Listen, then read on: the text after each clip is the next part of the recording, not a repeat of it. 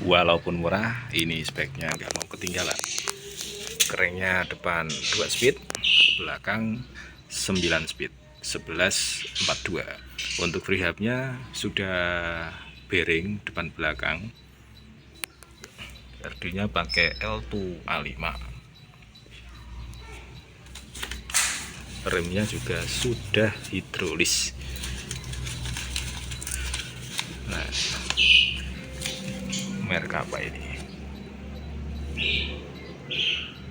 Office Line apa ini?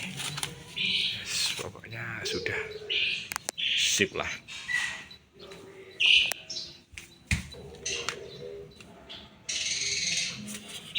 Nah, udah hidrolis remnya.